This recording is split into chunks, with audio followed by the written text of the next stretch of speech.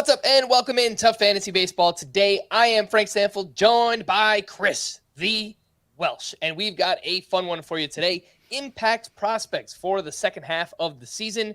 We'll do a futures game recap, and of course, Team Name Tuesday. Before we get started, please like this video and subscribe on YouTube if you haven't already, and if you're listening on the audio side, download, follow, and leave a 5-star rating on Apple or Spotify. We really do appreciate it. Welsh, how goes it, man? I know you've been podcasting like a madman lately. Just preparing. You're my favorite to podcast with. Don't worry, you're my favorite, and got to do. We podcasted like 18 hours ago or something like that. But I'm actually taking a trip later in this week as a birthday present for kids and wife and everybody. We're going to California, so I'll be out at the Legoland, maybe Universal Studios. So there's a lot of pre-prep that's going on. It's the good and the bad time. The good being, there's kind of all-star break and everything. The bad being there's a draft and there's a million things to talk about in preparation. But I'm excited to talk about the second half prospects because as much as we think we know, we don't know. We have a list of like 10, maybe a couple more guys of impact prospects. But I've been thinking about this too, Frank. There's somebody that we're not expecting. And I haven't figured out who that is yet. We identified the players. There's definitely a guy that's going to surprise us. That's going to come up and do something that we didn't, just like Jackson Holliday coming up to Double-A already after being drafted a year ago.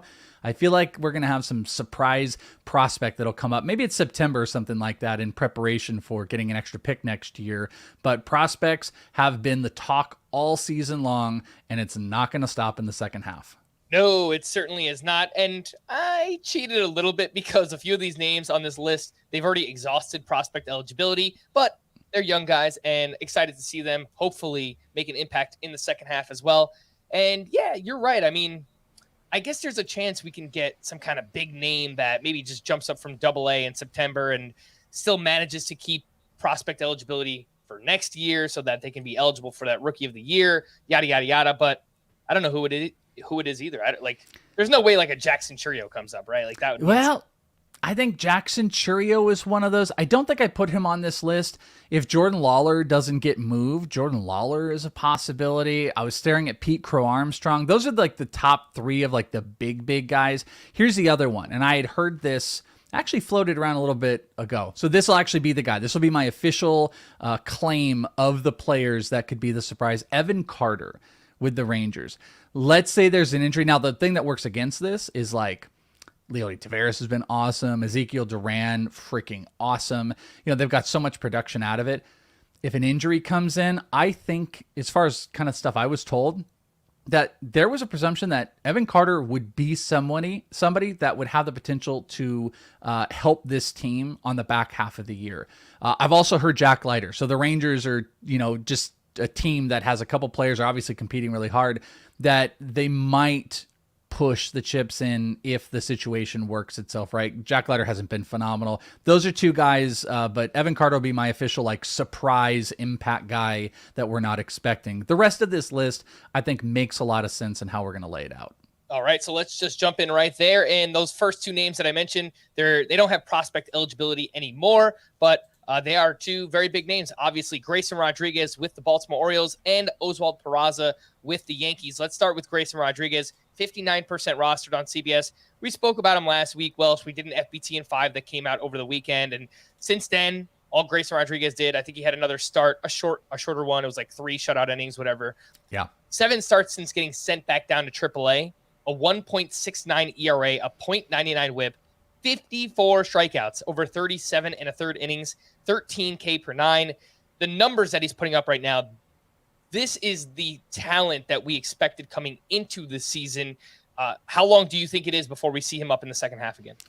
Man, I think part of it might come down to like where they view their current rotation. Like push comes to shove, I think he could come back up now. I think you got what you were going to possibly get out of Grayson in the minors by sending him down. I think you've accomplished that. He had some really big swing and whiff numbers on his secondaries in his last 2 starts. I think in that episode, I went and looked at that over his last couple starts.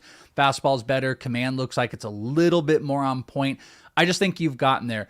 Maybe the worst thing is that last 3 inning start. Part of that was he walked 3. And I know that was kind of a big problem. He's walked 3 in 2 of his last 4 starts in the minors. And since then, what is that, 8 starts? 4 of those are 3 or more walks with a 5 walk in there.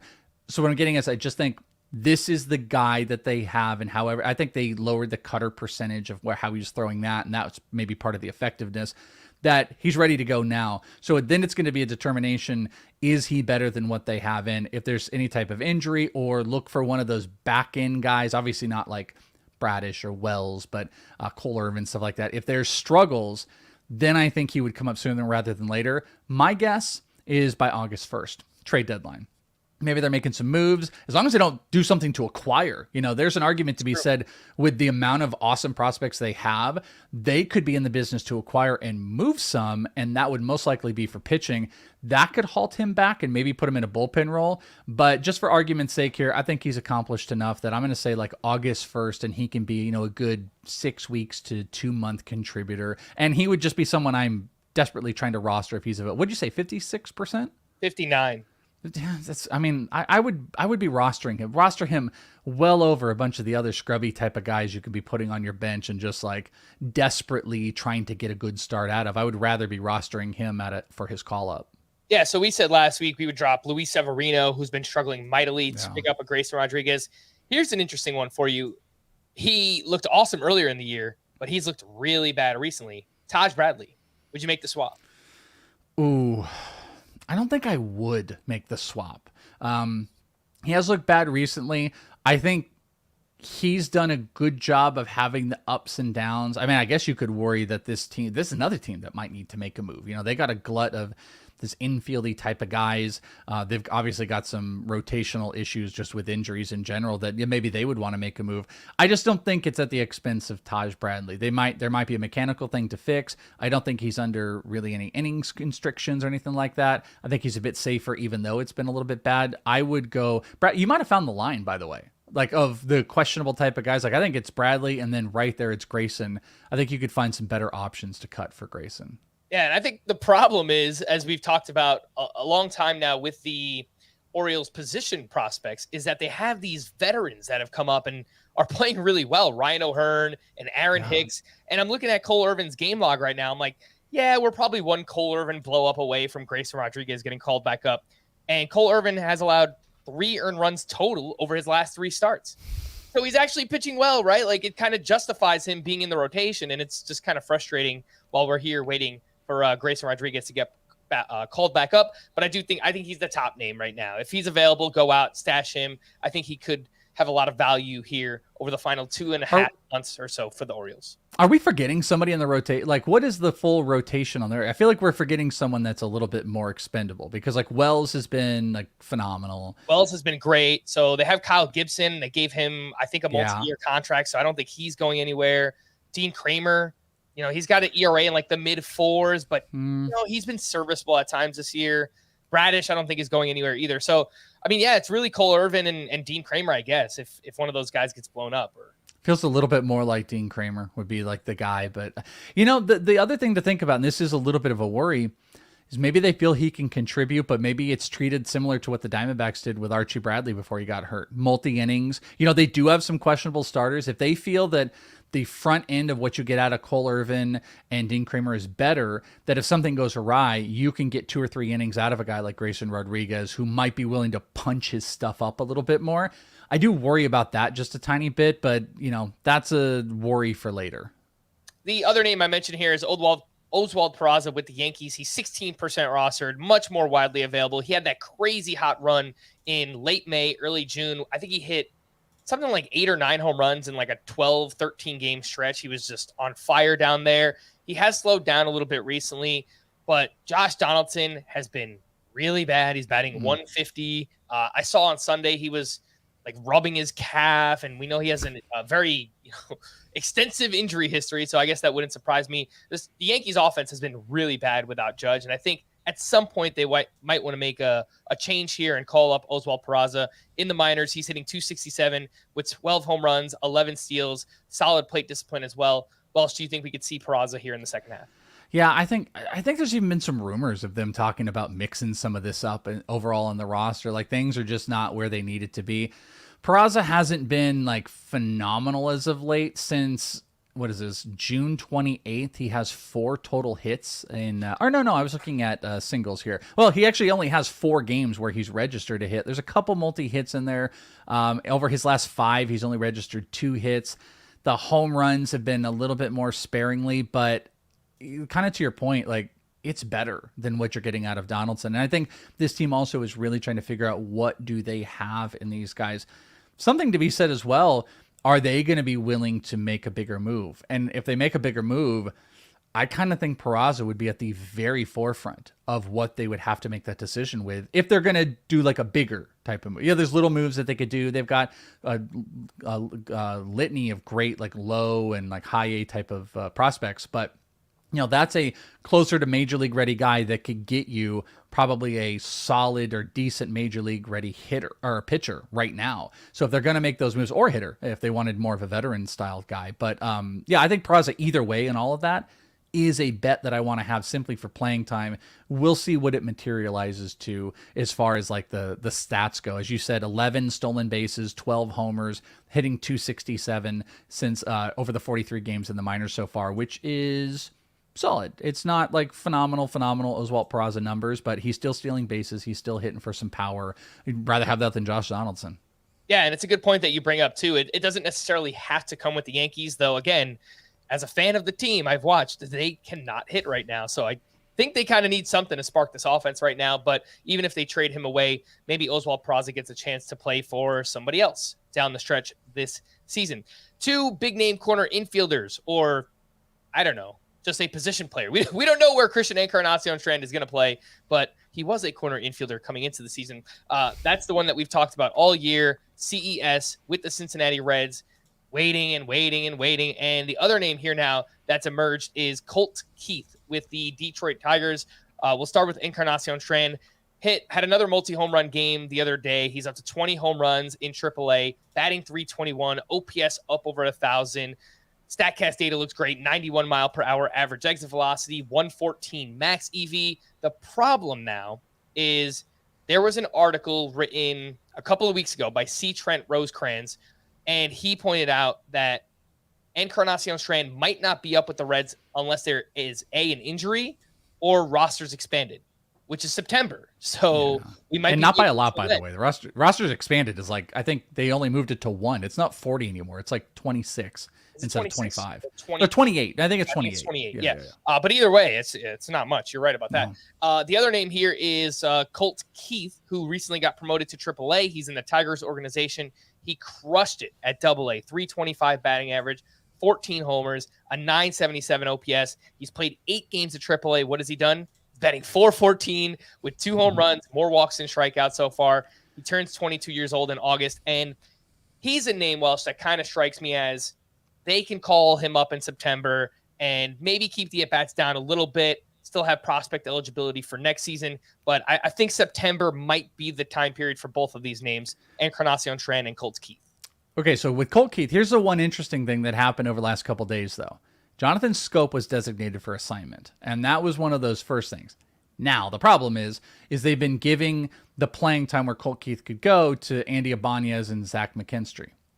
But those players' names are Endy Rodriguez and Zack McKinstry. So is that the thing to keep away if they want to develop? Back to your point, teams definitely need to be a little bit more strategic about their approach with prospects on the back half of the year, excuse me, which is like an inverted version of manipulation now. We no longer have the manipulation, I don't think, at the... We'll know this better over the next like 3 or 4 years, but we don't have the front end of the season manipulation. We now have it here, between like June and August, where, yeah, they could bring a guy up in August, but if they wait till September and he can't exhaust the eligibility, he could come up, start next year, and then they could get pick compensation. Keith is so impressive. He's the one guy that got to Jacob Misiorowski. If you watch the Futures game, he had a wild... Misiorowski was throwing, 102 and crazy sliders. I did a show with Eno. I don't know if you heard this. Misiorowski had a stuff plus on his fastball over 200, Frank. It was crazy. Like he said, like that's not like a common thing. The rest were like 150, 160, blah, blah, blah. And Colt Keith was able to come inside on this nasty, disgusting slider that Mizorowski threw, which I just thought was like extra impressive. And Mizorowski just looked annoyed by it. He's like, how the hell did he hit that? But like, I think Colt Keith is ready to play now. He's not striking out. He's walking. He's hitting every ball in his way, but there might be manipulation in it. But because of that and him being at AAA, we should pay attention to him. And maybe the Tigers are going to value the maturation of him in their lineup more than anything else. And I just don't know, outside of manipulating, Andy Ibanez and Zack McKinstry don't keep a great player off the field. So, you know, if you're coming trade deadline, they don't move one of these guys, and he is September, it's just the manipulating. I don't know what else we can say about Strand at this point. He has hits in 10 of his last 11 games. There's a bunch of multi-hits. He's hitting homers. He's hitting the ball super hard, and it was already spelled out for us. It's going to need an injury, or there's going to have to be some type of, you know, maybe move that happens. But that, in my mind, doesn't mean you don't keep him. I would be shocked if it's September. They're going to find a way. But I also thought they were going to find a way 2 months ago. So what do I know? He's as good of a guy to bet on as Grayson Rodriguez. So the same thing holds. If I want to try to get that production, I'm stashing him. Because we also cannot predict when someone's going to get hurt. We can't predict if Joey Votto is going to strain something and be gone. If that happens, he's instantly up. Because he can play the corner outfields, he can be a DH, he could be a first base, and this team has versatility. So while there's no guarantee, he is the number one bet of any hitting prospect. The unfortunate part is, I don't know what we have here, 6 hitting prospects. They could all beat him to it because it's simply about playing time and space for him, which is massively annoying. Yeah, it really is. And 2 points, I think, on both of these players. For Encarnacion-Strand, I think there's a chance, and I've talked about this, I don't think it's a smart move for the Reds to do this, but they could trade Jonathan India for pitching. Obviously, they're a team that could use some pitching and maybe turn India into like a Lucas Giolito or something like that. They bring in another established pitcher, and then what happens there? Matt McLean slides over to second base. We have Ellie De La Cruz at shortstop, and then boom, you have a spot for Encarnacion-Strand to either play third, or you can move Spencer Steer back to third base. That's one possibility. And when it comes to Colt Keith with the Tigers, looking at the standings right now, I hadn't realized this. The Tigers are 11 games under 500. Well, guess what? That doesn't mean that you're out of it in the AL Central. They are only 5.5 games out. So if they actually want to compete in their division, that might encourage them to call up Colt Keith and try and make a run at it. So 2 little extra pieces there that I think can maybe help these guys get to the majors in Christian Encarnacion-Strand and Colt Keith. You want to know a funny little anecdotal thing just real quick about Colt Keith? Colt Keith, just in how impressive, this is, someone was going to roll their eyes at this, but whatever. He was trapped all of Friday. So he played on Saturday, right? In the Futures game. That guy was trapped in flight hell in the airport because his flight kept getting delayed. A friend of mine was doing a private signing with him, and it was supposed to be on Friday night. He couldn't make it in because his flight kept getting canceled and canceled and canceled. So I think he got in like crazy late Friday or early Saturday morning when all the players were already there doing all this stuff, frustrated, late, all this stuff, didn't get to start the game, then comes in, hits. I just think like his poise, that was just another little tiny anecdote. Like his just poise was so great. He was able to turn on. I think if the Tigers feel this is a guy that has to contribute at some point this year, they do it soon. Otherwise, it's that manipulation of like, okay, yeah, we just push him off. But like, he is better, I think, than the starting options they have. And I would rather them see him get developed at the majors for next year than try to push it any longer. But these are the weird bets we have with these second half prospects. Oh gosh, I'm kicking myself too, because I just looked into the first year player draft. It's more of a rookie draft in the Scott White Dynasty League where we have some players, some prospects that are already established that are part of the draft. And Colt Keith went 23rd in this year's draft. And I think I had 11th or 12th. And I took Gavin Cross. And I didn't want Gavin Cross. I got sniped with 2 players ahead of me. But Colt Keith was like on my short list of players I was considering. Yeah. God, do I feel stupid right now. I think you had the pick in front of me, or 2 picks in front of me, if I remember correctly, or did I pass on him twice? Because I took, or I guess that would be the first round. No, he went in the first round then of that, because I had like a higher pick. You and I both had higher picks, and I think you sniped me on Cross. And if you I want remember Gavin correctly. Cross? Because I don't want him anymore. I mean, I don't want him now. I'm glad you said. I don't know who I took. I don't remember who I took, but I'm glad you said. Chase DeLauder. You got him at 14th overall. I'm happy about that. No, I'm still good with my Chase DeLauder over Gavin Cross. I mean, look at this. The two names that I wanted just ahead of me. Junior Caminero went 9th overall. My gosh. I was mad about that too. And then the very next pick, Spencer Jones from the Yankees. And I'm like, oh. Yeah. You and I were texting during that, and I remember being mad because I thought there was a chance I could get one of those two guys, specifically Spencer Jones. It didn't happen. I was surprised at Chase because I had DeLauder over Gavin Cross, but there were some very big Gavin Cross believers, so I don't blame you. Gosh. Who went right after Gavin Cross? I was out at First Pitch, Florida, so I had just gotten to the hotel. I was meeting up with like Nick Pollock and Eric Cross and all these guys, and so I started asking them, like, oh, who should I take in this rookie draft, blah, blah, blah. And a lot of Eric Cross was like, well, you got to take Gavin Cross. Oh, I think he was the biggest Eric. He's like top 5 Eric. I was like Eric Cross, Gavin Cross. He loved him. Not namesake. Like, who went right after your pick? Jace Young from the Tigers. Yeah, that looks better than Gavin Cross too. Yeah, Jace Young, Drew Gilbert, and then you took Chase DeLauder. Oh, Drew Gilbert, I was so mad about. Yeah. Okay, so these were those all kind of hurt, Frank. But that's the hindsight of first-year player. You know, we just talked last night. If anyone missed the episode, talking about the draft and going through first-year player. I also just did an episode on my Prospect One show. People want to check it out with James Anderson from RotoWire, and we just went through the first 2 rounds. And one of the crazy things is the amount that changes right now from the draft to the end of season is the same amount of crazy change that's going to happen from end of season to halfway through the next season. Like, we think we know, but when you get full season runs of these players, you know, a lot of us are going to make decisions on like small sample sizes of the, you know, over these college and high school guys. But full season production tells us different stories, and some of these guys just can't hit, and we kick ourselves. First year player is the most volatile place in fantasy, and it's definitely a place where we have regret. We look back and we have big regret. You know, now I've got to make myself better, and I'm looking into, oh, well, where did I get Jacob Mizorowski, right? And I got him in the 3rd round. So that makes me feel a little bit better. That should make you feel very good. Oh, gosh. But, well, whatever. Let's move on from this, and when we come back, we'll take our first break. We'll talk about Ronny Mauricio with the New York Mets. I have another pitching prospect I want to talk about. We will do all of that right after this. And how about this? Get ready for non-stop action that will have you say, "You gotta be kidding!" Oh my, Canada! Mr. K-Six, what a play and what a finish! That's a pretty good football, eh? He's gone all the way to the house. It's the Canadian Football League, Thursday on CBS Sports Network.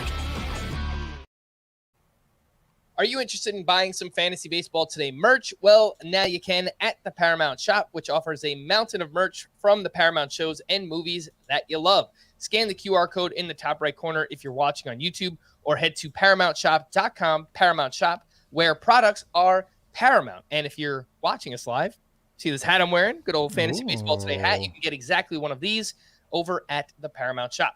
We keep hearing the name from the New York Mets, but it seems like they might be a little hesitant to promote Ronny Mauricio, who is currently 23% rostered, shortstop eligible on CBS. He's 22 years old and is having a very strong season in the minors, 77 games at AAA, where he's batting .302 with 12 homers, 14 steals, and an .852 OPS. He's lowered the strikeout rate tremendously this year. The StatCast data is bonkers for Ronny Mauricio. Welsh, when do you think we could see him? I don't know if it'll even happen, because where's he going to play, right? I mean, I guess it could be second base. They can move McNeil to the outfield. Obviously, it's not going to be shortstop with Francisco Lindor. Your thoughts on Ronny Mauricio? Well, one of the things they did recently, within the last 2 or 3 weeks, they worked him out a little bit in the outfield, and I think that's going to be kind of the play. So they're starting to get him out to find flexibility, trying to find ways to get him in the lineup. I'm starting to lean that Ronny Mauricio at this point might be a guy that is September. If they want to make moves, this might be a spot. There are people that are torn on him.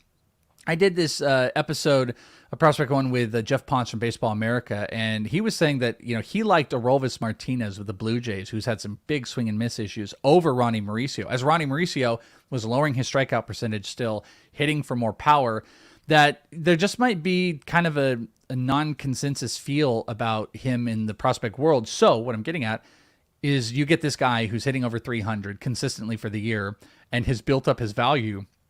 That might be something that the Mets can take advantage of if they are going to compete, really, really push. They might trade off everything and it doesn't matter. We've heard the Max Scherzer stuff, but if they want to make moves, everyone got on their case last year about not moving Francisco Alvarez. That could be something. So this is another one of those guys that could be playing somewhere else. So if they don't make any moves, I kind of think this would just be maybe a September thing where they want to start seeing what they have in players. Like assuming let's say they traded like Scherzer and they trade something else and they're just kind of playing their guys. Ronny Mauricio would be a guy in September where they can control, get him out there. He hasn't really shown great plate presence. He's still got an under 5% walk rate, which has actually kind of been lowering over years. It's great that the strikeout percentage has gone down, but I would love to see him. I think he makes pretty good contact. He's always had good power. His body has physically grown. I remember watching him in spring training as a 19-year-old in spring training games, just skinny. I think he got a hit in his first ever at bat. And I just think there's a pretty good offensive tool in here overall, but I'm not optimistic that it's going to be anytime soon unless something happens with this team. Yeah, it seems like the Mets outfield is pretty set right now, too. They've got Brendan Nimmo. They've got Starling Marte, Tommy Pham. Pham did leave with an injury over the weekend, which I will check up on, but we know he's dealt with a lot of injuries in the past as well. If that turns into something, it's a groin issue. If Tommy Pham lands on the IL and, this team, again, they need a spark in their lineup and maybe they call up Ronny Mauricio to do that. They still have Dan Vogelbach who's playing DH, so they can move guys around. If they really wanted Ronny Mauricio up, they can do it right now. It just seems like they've been a little hesitant. You also wondered, they're still consistently trying to figure out this whole Vientos Beatty thing that I think Vientos has played around with corner outfield stuff. That might be something that's why this is kind of murky. We know Encarnacion-Strand is the guy when something happens. Mauricio's kind of in, I think, in a similar situation, but we also don't know that he's the guy 100% because of Vientos is still sitting out there. I think they should give him a shot though. I feel really confident this will be a September thing. I just don't know. My level of confidence is under 50 as far as now till August 31st. The Mets have of course, we know their payroll is insane, biggest payroll in baseball history. Would you like to guess how many games they're currently out of the wild card, Welsh? Oh, of the wild card? Yeah. 7? They're 7. That's a good call. 7 games on the nose there, out of the wild card spot right now. 18.5 games back of the Atlanta Braves in the division. That's why I didn't even bring it up. That's why I went straight to the wild card, because frankly, I don't think they have a shot at the NL East title. Let's move on to I guess we could talk about both pitching prospects here and whether or not, how worried we are about this injury to Kyle Harrison. We don't have many pitching prospects left. I mean, so many of them have already got called up this year. We talked about Grayson Rodriguez earlier. Kyle Harrison is with the San Francisco Giants, but he has a moderate hamstring strain that he was recently diagnosed with. So I don't know that they are going to push him. And frankly, he's been really inefficient in the minors this year as well. The other name is Ben Brown with the Chicago Cubs. And speaking of Ben Brown, 12% rostered, 23 years old, a big dude, 6'6". He was awesome at AA earlier this season where he made 4 starts. Then he got called up to AAA. And what happened? Everything just kind of imploded here. 5.76 ERA, a 158 whip, still getting tons of strikeouts, but the walks are a massive, massive issue. 6 walks per 9 right now for Ben Brown. Welsh, your thoughts? The Kyle Harrison injury and whether or not the Cubs would want to call up Ben Brown, considering how much he struggled at AAA. I've been really indifferent about Kyle Harrison all year. He's just started so bad, just getting lit up left and right. His fastball put up huge stuff plus numbers, but everything else, location plus, garbage. He found some rhythm for a little bit, but now you've got injuries. He is averaging 7 walks per 9. At this point, I wrote Kyle Harrison into in this conversation, but the more I'm thinking about it with this injury, I actually think the best case scenario might be that long relief again. That what they would want to get out of a guy like Kyle Harrison would maybe be a piggyback situation with a player, and 2 or 3 innings relief. They do. Yeah, they do that with Ross Stripling and Alex Wood and stuff. So now the only plus about that would be, let's say Alex Wood, for instance, goes 3 and he's your starter, and then Kyle Harrison comes in, you would have opportunities at wins if he were to be a guy like that. His strikeouts are awesome. The walks are a disaster. It's kind of similar-ish with Ben Brown. Like you said, the walks in AAA are at 6 per 9. His strikeouts have been elite. It's just also why you have to hold back a little bit with guys in Double A. This is the prospect process. 2 months ago, people were like, Ben Brown. I was even, Ben Brown. He's amazing. Cubs. And then this has been gross. Triple A has not been a good return. The funny thing, I was looking here at my top 100 for my prospect list, and we have exhausted just about every pitcher that is really viable. Ricky Tiedemann has had an injury for a majority of the year, and I don't know, as far as I've kind of been told, like it's not looking good for any immediate return. Andrew Painter got worse news. Those are the top 2 pitching prospects. They're not available. Then you've got young guys. Tink Hens, Cardinals are a disaster. So I'm going through here. Who are the only options inside my top 100 to make it to the majors? It's Ben Brown. And then I'll throw another name I didn't throw at you just because of this last performance, but maybe Mick Abel. Mick Abel has not lit the world on fire in the minors as far as Double A goes this year. He's got a 4.75 ERA, 70 strikeouts though in 60 innings. But this futures game, he did put up, again, it's like small sample size, 4 of his 5 pitches had 110 stuff plus or higher. 3 of the 4, 120 stuff plus. Shorter inning. So this is coming back again to like, maybe they, Phillies are trying to go for something. Maybe Mick Abel could help them. Maybe it's in relief. Maybe it's a starter. I think Mick Abel and Ben Brown are the biggest named guys, but you have to really start to dig. And unfortunately, the production is not great. Emerson Hancock has not been good. Dodgers have some guy. River Ryan could be a player, but I still don't think that's a starter. So just like reiterating to what you said, we've kind of just gone through a lot of the rookie prospects. Everything else would be a shock, and maybe more sadly, everything else of any of the guys that could come up might just be piggyback or relief situations for teams that are competing. Because, what is it going to do for teams to bring up a starter and start their clock on the back half of the year? Like, that's why Tink Hens is like just a non-option to me, unless it's 1 or 2 starts in September. All right, so let's slide over back to the hitters and look at the Oakland A's, who could begin their youth movement as well with Tyler Soderstrom and Zack Gelof. Tyler Soderstrom, 15% rostered. He's actually first base eligible on CBS now. You might have heard the name over the years. He was a catcher, kind of went back and forth, catcher, first base, DH. This year, he's actually played a few more games at catcher once again. But if you're projecting forward, the A's have Shea Langoliers. I feel like Soderstrom is probably going to wind up either playing first base or DH for the team. This year in the minors, he was batting .254 with 20 home runs, and the exit velocity is actually really good for Tyler Soderstrom. Zack Gelof is the other name here. Actually, somebody we saw out in the Arizona Fall League so far this season, batting .304 with 12 home runs, 20 steals, so some power and speed, a .929 OPS. The problem with both of these guys, Welsh, the strikeouts. Strikeouts have been an issue for both of them. So we could be looking at a lower batting average, but potentially some big pop with Soderstrom and maybe a little power speed with Zack Gelof. Yeah, I actually think these two are both in a spot where obviously the team doesn't want to start like anything. They're just a disaster overall. But it's also like they're not served. There's what more is served to Tyler Soderstrom played some games in AAA last year. What more is there? Gelof did the same thing. Actually, Gelof had a couple at bats in AAA in 2021. They played in the Fall League. I think both of these guys are guys that are not going to quote be saved. I think Soderstrom could actually do similar to like Henry Davis, where majority is at first or DH, and then like all of a sudden he throws a game at catcher. Henry Davis just did that the other day. I think he was a replacement catcher. I think you could see that because he wants to play. I just think he's a crazy bat you could throw right into 4 or 5. Put him 4 or 5. He's an RBI guy, huge EVs. Don't love the strikeout stuff, at least the contact at 254, but it's almost a 300 ISO. He's hitting the ball harder than he's ever done. So this is a great source of homers and RBI, where Gelof has just become a more consistent hitter.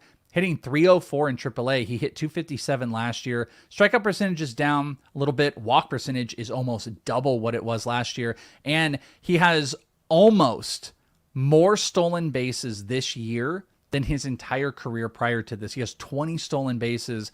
Prior to this year, he had 23. So he's becoming a more efficient base stealer. He also can move around positionally really well.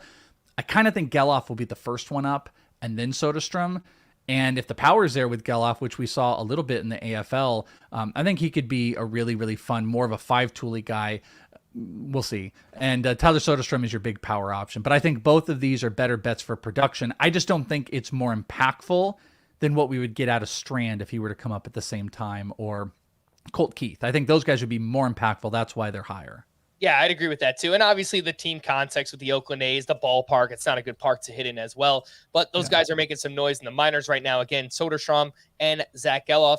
You mentioned Henry Davis just recently, and we know there's another catcher prospect in the Pirates organization in Endy Rodriguez, also 15% rostered on CBS. 65 games at AAA this year. He's been a letdown. There's no other way to say it. 258 batting average, 5 homers, 4 steals. The plate discipline looks really good. The StatCast data, not so much. He was really impressive last year.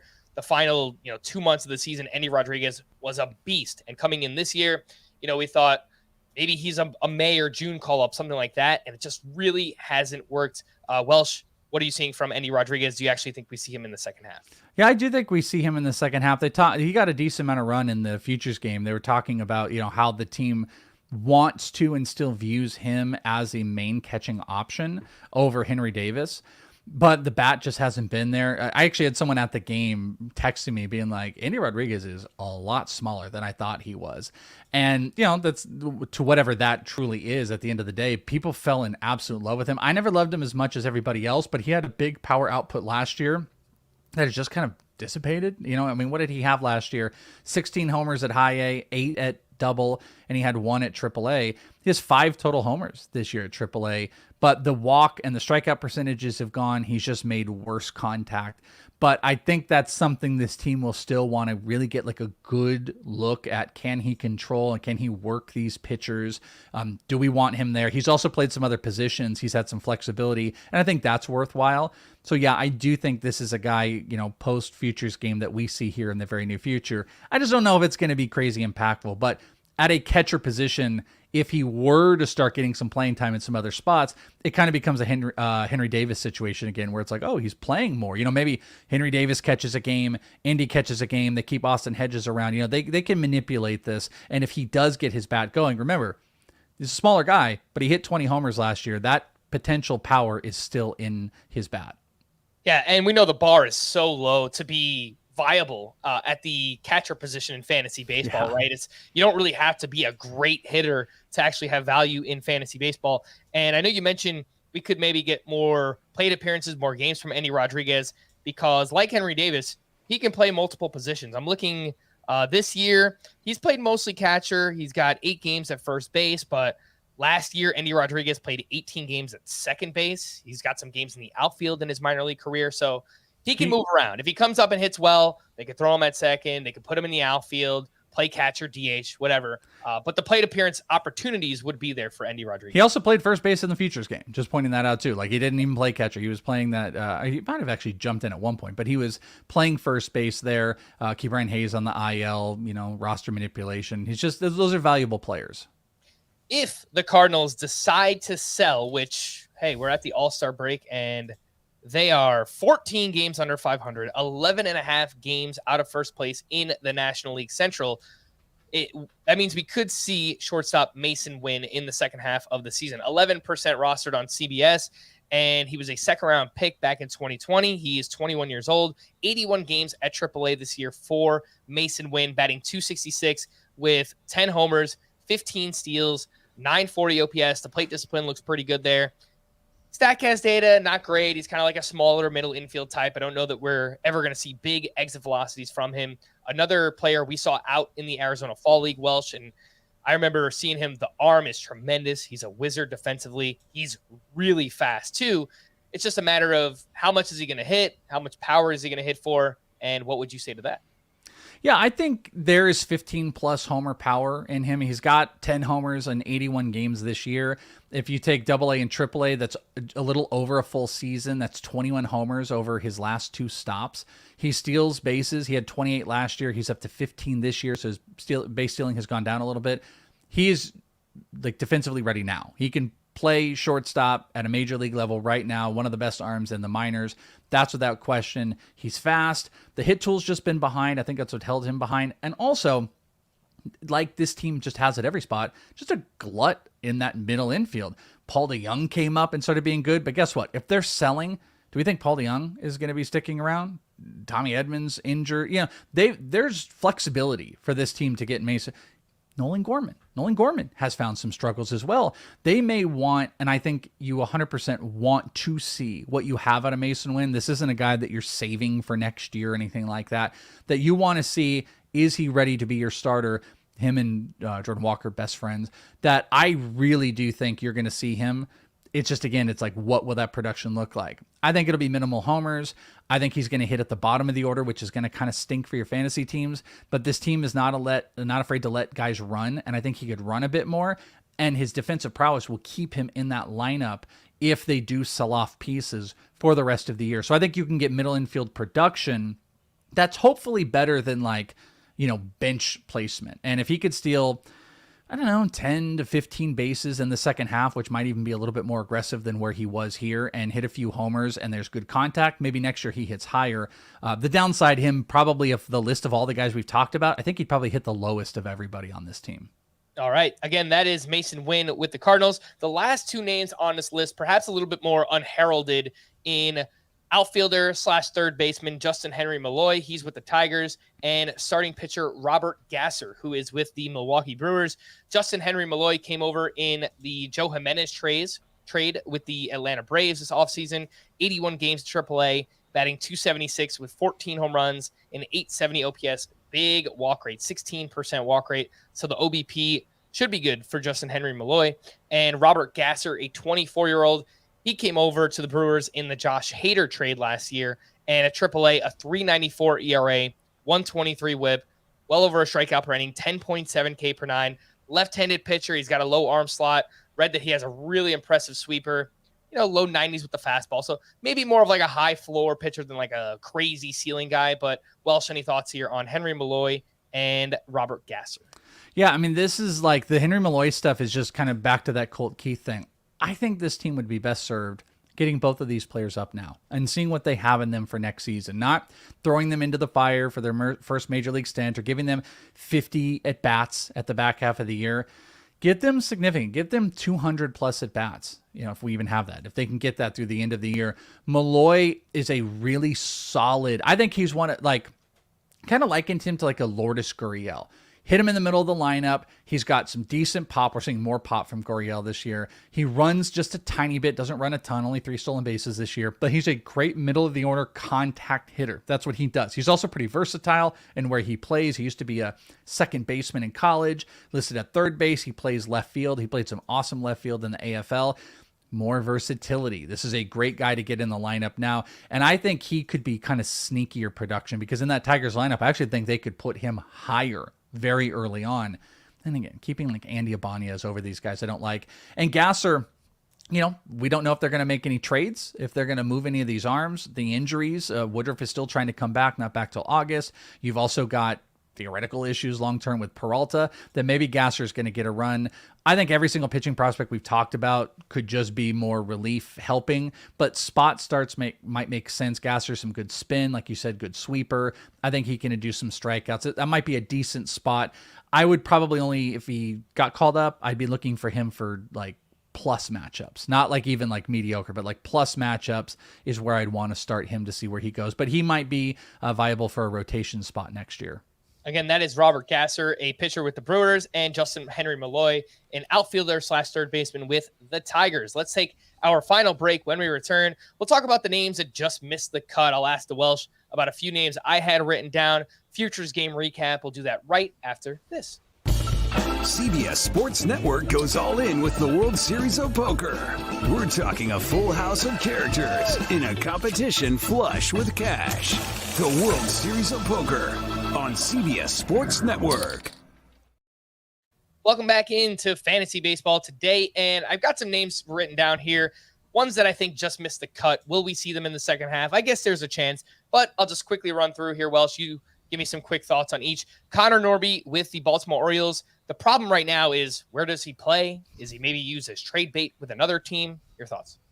Yeah, I think that's right there. I think, like, I don't know where he plays. We already were trying to figure out, like, where Cowser is. I know people are kind of screaming about Cowser right now. He's a disappointment, whatever. I think he's going to be fine. You got Jordan Westberg. I don't know where he plays, but it's sneaky power with him. He had a huge year last year. I think he's running a little bit less than he did. More of a second baseman. I think he can probably play outfield for them. But I just don't know where he fits. Trade bait even feels better. If he were traded, I would get a little bit more excited because I'd assume any team that's trading for him would try to get him in the lineup immediately. He would be at the top of he'd be near the top of the list if I found a more viable spot for him to produce this year. Again, that's Connor Norby with the Orioles. The next name up is actually one that I was stashing for a while. Sal Frelick with the Brewers. The problem, he's just not hitting. That's supposed to be his calling card, right? We heard Stephen Kwan comps about the contact, the batting average. Maybe he's got a little bit more pop and speed than a Stephen Kwan. But, Welsh, the problem, he's just not hitting in the minors right now. Yeah, 33 games. He has 1 homer, 6 stolen base. This is in AAA with a 231 batting average, a sub 100 ISO right now. I mean, he is lost. He is built off of heavy contact, that contact maybe generating at least average power and stealing a few more bases. None of it's there, and he's not compensating it. You know, we talk about some of these players sometimes, and when they don't hit for power, they compensate it by maybe stealing a little bit more bases. But he can't steal when he's not getting on base. So this has been pretty rough. It's kind of been a big downfall since the WBC, from injury to a really, really poor season. I wouldn't be surprised if we don't see him at all this year and they send him out to the Arizona Fall League, maybe due to some missed time, maybe working on a few things, because he looks a little bit lost. I'm not optimistic we see a bunch of him this year, if any. The Tampa Bay Rays, they had a few names that we were excited about coming into the season. I know Curtis Mead has dealt with a lot of injuries so far this year. Kyle Manzardo, the batting average is not where we want it to be right now. So you think there's any chance we see Curtis Mead or Kyle Manzardo? Maybe it's also with another team. Yeah, the other team thing, that's funny. When we were talking about all the trade stuff, I don't even think I was like considering Mead or Manzardo, but if they're going to make an impactful move, both of these guys would be there. Manzardo, also, I think it's personal stuff going on in his life, and the batting average has kind of gone down. I'm not chalking a whole bunch up there. I think he's still great. Strikeouts are a little bit up, but he's walking a little bit more. He's been a little bit lucky on BABIP. He's been a 330 plus guy at every level. He's down to 269 so far this year in AAA. I think there's a possibility we see him maybe on the back half of the year as a September call-up. I say the same thing would go on with Curtis Mead, because he was struggling before the injury and he just got back. So I don't see these guys as options significantly unless they traded other pieces and they needed to start, replacing that. Like, I don't know why they wouldn't trade Yandy, but if they traded Aranda and Brujan and they didn't have flexibility, maybe they would want a guy like Curtis Mead who can also play first or second. Manzardo's a little bit tougher to fit in there, but I think maybe they might want to try his bat out on the back half of the year, especially if there's injuries. So I guess I'd both give them like a 25% chance before September, and I would put them both over like 55 to 60% in September at some point. So that's not like super impactful for fantasy. What about the potential return of Matt Mervis? Well, so you think we could see this happen in 16 games since getting sent down to the minors? He's batting .264 with 3 home runs and a .946 OPS. Do you think we see him back up with the Cubs? Yeah, I definitely think they're not gonna want to end the year on the note of him being sent down. I 100% think we're gonna see him, but it just comes back to that, like, what is this going to look like? What has he worked through that's gotten better? Obviously, he's walking more. Obviously, he's striking out less. But I think we're in a weird period with him right now. I think we're in this like quad A-ish type of thing. And what's the separator? Because what jumps out to me when you see a guy have atrocious like K numbers, not walking, not doing what we saw in the minors, and then go back and then just revert right back to where they were. He clearly owns AAA. He has not figured out major leagues. We're like a full year away from calling like quad A, but I don't know where that's going to change. So what we do need to see is him come back. I think it's a great sign that, the K percentage went way back down and he's walking a ton and the power numbers are coming up, but he's not hitting for great contact. So what type of impact is that going to be? He might actually kind of belong a little bit higher on this like top impact prospects in the second half, simply because I think he has a better chance to get a lot more run. And if he rights the ship, he would be on par with, Encarnacion-Strand if we see more of that AAA version of him. Yeah, he probably could be Matt Mervis in that same tier that we started with of Grayson Rodriguez and Oswald Peraza, right? It's Totally guys that we've already seen in the majors, but he's going to get called back up and potentially have an opportunity there with the Cubs. One quick note on Matt Mervis. I have a notepad on my phone from when I went out to the Arizona Fall League, and I was watching some games and just kind of taking some notes or whatever. And I wrote Matt Mervis, sock and a shoe Saturday. He hit a home run, stole a base. I also wrote had some really bad swings too. Yeah. So, maybe that's something I should have paid more attention to. I mean, we saw the home runs in the AFL. We're like, enamored with this guy. But majestic is the word I use. He had this one in Surprise that I have video of where it was just not a good pitch, and it looked like he hit a fly ball up, but he hit it so far, it wasn't like a just barely homer. He absolutely murdered it because it's majestic. But you are right about that, and it's something I said a while back. You didn't want to get too focused on it, but he gets some pretty nasty swings. Like if you pitched him, I don't know if he picked up like really good off speed, that like starts in the zone and comes out. Like I think he did a good job of like the lower half, like let's say a changeup, and it cuts out. He could see that, but that stuff that really breaks, he didn't do a good job about that, and he was a lot more susceptible lower in the zone. And I think maybe we're also seeing, which is a big power guy, like guys that are trying to cheat to hit for homers, that high velo. That's kind of been a problem. I think he's having both of those issues right now of like low off speed and high velo not catching up to. And that's what you hope he's working on and being able to fix in the minors right now. Last but not least, I have the Yankees written down here. I think it's much more likely that they go out and trade for some major league talent that can help their offense right now. But if they don't, Welsh, is there any chance that we could see in Austin Wells? I know Everson Pereira was recently promoted to AAA, and he's off to a nice start there as well. Any chance that you think we could see some of these guys with the Yankees? I don't think we see Pereira. I never say never, like huge hard hit numbers and stuff like that. And ironically, I think there's a better likelihood we see Austin Wells, who's at AA, than we would Pereira. If I was a betting man, I'd say nope on either one of these, but I think it would be Wells if I was taking a bet. I think I feel like they've slow rolled Pereira a little bit. September, there's always a possibility for either one of these guys, but nothing I'm betting on unless they were, like you said, like selling the house. These guys, here's a better way to put it, better opportunity for them to play in the majors with another team than the Yankees this year. Right.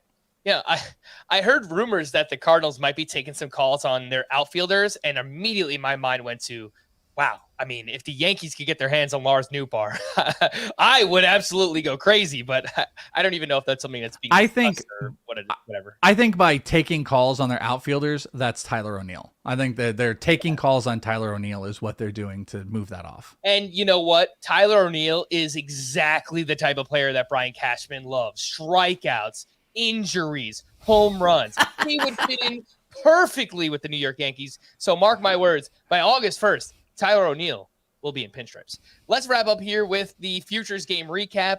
The National League side won the game 5-zip. Seems like it was a little bit uneventful, Welsh, but maybe that's just because there wasn't much offense going on.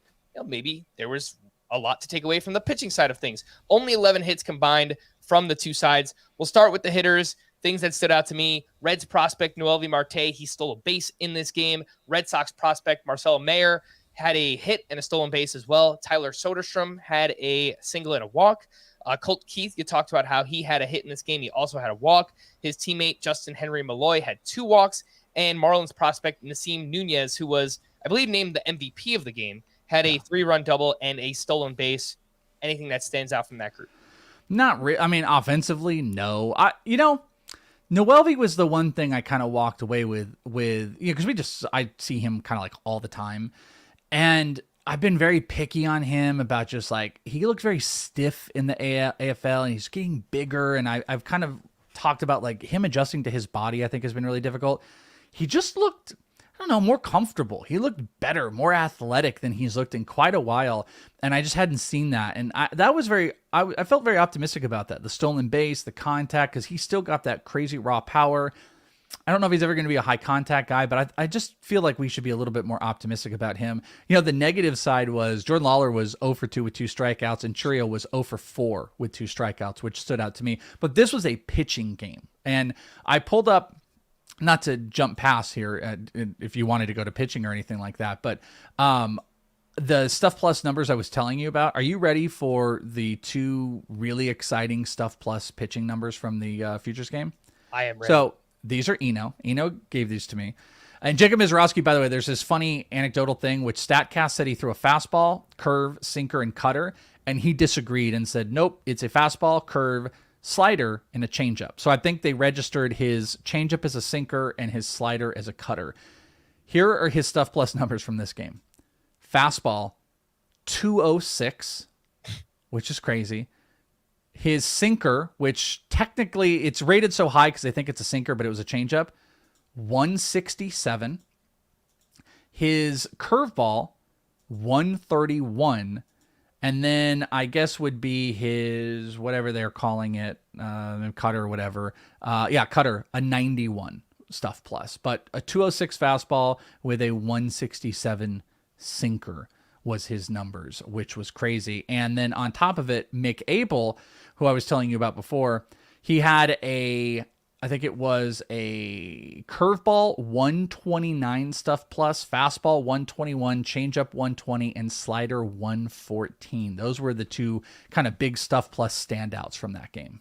Yep, good stuff there, and good to know. And if anyone else listening out there or watching, trying to figure out what Stuff Plus is, it's a metric that's used to obviously measure these stuff, but it looks at all different kinds of things from like spin and the shape of the pitches. And it's a metric that you can find on Fangraphs. And basically 100 is league average. And anything over that is obviously, really, really good. So when we're talking about a 200 Stuff Plus on a fastball, that's just completely ridiculous. Spencer Strider, I think, is in like the 150s with his fastball. So yeah, it's like crazy. It's just measuring, and we'll talk about how like it doesn't do a great job at like measuring changeups, and then like sometimes like guys that throw big fastballs, they just get big ratings and stuff like that. The only other pitcher that I think is worth noting that people should pay attention to, and I've talked about a lot, he was in the AFL, Carson Whisenhunt.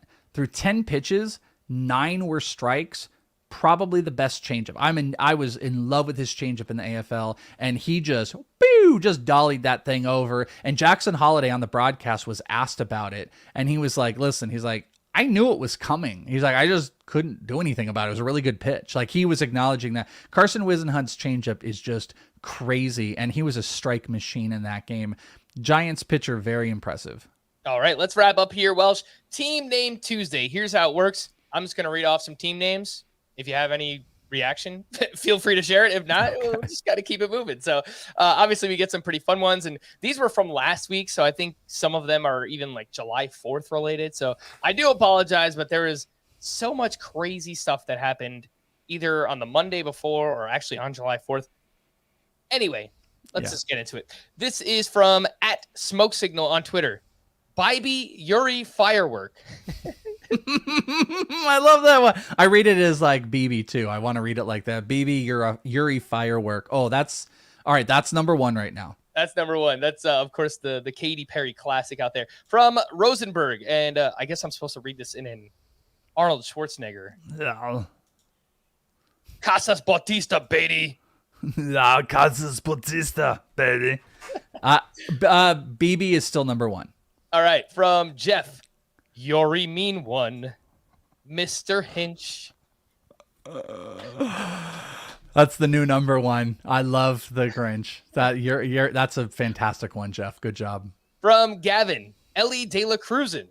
Solid. Very, very solid. That's about as relevant as ever after this past weekend with all those stolen bases against the Milwaukee Brewers. From Matt, he's got 4 different names here. Stott the Presses. Okay, good. Can I have a free lick of your ice cream? All right. Yeah, nope, but okay. Here's a minter for your breath odor. Creative. And Wu-Tang McClanahan. Ooh, that's a good one. That's a really, really, really good one. That is a classic. These are from Derek. Just Dingers Martinez. Okay, that's solid. Which I didn't know that's actually JD Martinez's nickname, but it's his nickname apparently. Oh, Just Dingers? Just Dingers Martinez. Oh, yeah. I didn't know that either. Also very, very relevant this year. He's been amazing. This is a Selena reference. Beatty, Beatty, boom, boom, Beatty, Beatty, boom, boom. Now someone take that and loop it and make it a song, please. Absolutely do it. And anytime we can get a Matt Beatty reference on here too. Why? I guess that could be Brett Beatty too. Why did they go with Matt Beatty? Oh, I was thinking it was. You know what? I'm with you on that. I was thinking Matt Beatty. They spelt it out like Matt Beatty, but you could obviously go. It might have been Brett. Yeah, you're right. This next one is Dylan Sheesh. I like it. It's fun. And Big Kahuna Burger. I know this is like a Pulp Fiction thing, but how does it relate to baseball? Am I missing something? Yeah, I don't. Is there a player with a nickname Big Kahuna? There might be. I don't know. Well, maybe it's like a Jake Burger type of thing. Yeah, you might be right about that. Yeah, Big Kahuna is definitely, that's the burger that they ate in Pulp Fiction. But yeah, I'm not sure. Outside of Jake Burger, I don't know what the reference is. From John, these are SpongeBob themed. And the first one is the Flying Rutschman. Okay. The Chum Pucket. Yeah, I like that one. Friedel-leedle-leedle-lee.